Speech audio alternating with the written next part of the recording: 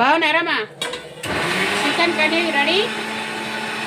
ఉల్లిగడ్డ, ఆకు, బగారాకు, కొత్తిమీర, పుదీనా, పచ్చికాయలు వేయద్దా కొంచెం, టమాటాలు వేస్తాం కదా బేట, కొంచెం పడుతుంది. రెండు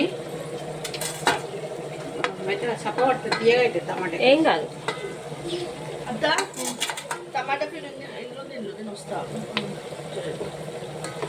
ఇవన్నీ దగ్గరకు వచ్చేసి వేగినాయి మంచిగా. వేగినాక ఇప్పుడు ఏమేస్తున్నాం? చికెన్ వేసేస్తుంది. ఇక మ్యాగ్నేట్ చేసి పెట్టేసినాము. ఒక 1 hour అయింది, బాగానే ఆపినాము మెల్లగా. పెరుగు గిట్టేసి కారం, ఉప్పు, పసుపు అన్నీ వేసి కలిపి పెట్టినాం. అల్లం ఎల్లిగడ్డ అవన్నీ వేసి కలిపి పెట్టినాం అనమాట. ఇక అవన్నీ ఒక దగ్గర వేసేసి పొయ్యి మీద వేసుడు. ఇక సండే స్పెషల్ రాగి సంకటి విత్ చికెన్ పుల్స్. అందరికీ దావతే, చూసిన వాళ్ళందరూ తినొచ్చు.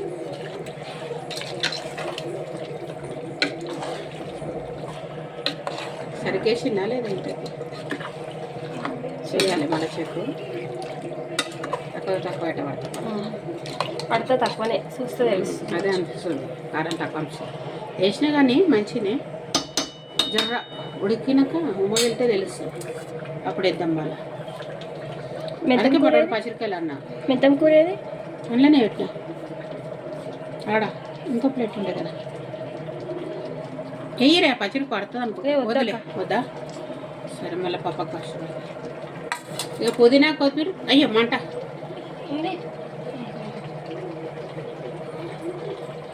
పెట్టి నేను కోసి నేనే కోసుకొచ్చిన, పడేసి నేను కూసుకున్నా.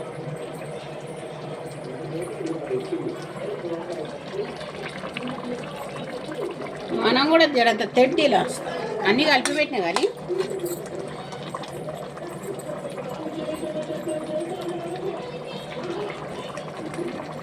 అన్నీ కలిపేసి చేసి పెట్టేసినాం. కానీ చేస్తే మంచిగా ఉంటుంది. జర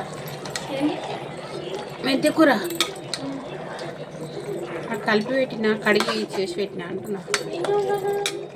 ఏ ప్లేట్లో పెట్టినా పెట్టా ఇప్పుడు దొరకలే.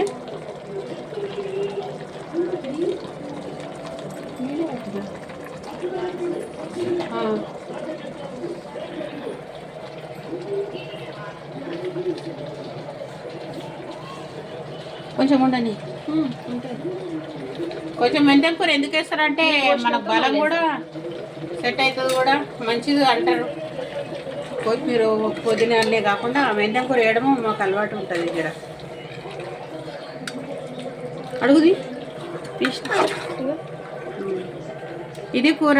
ఇంకా జర అయితే ఇక ఉడికినాయంటే మనము కొన్ని నీళ్ళు పోసేసి షోరు పోసుకోవడం. జర నూనెలు ఉడకాలి, అయితేనే కమ్మదనం వస్తుంది.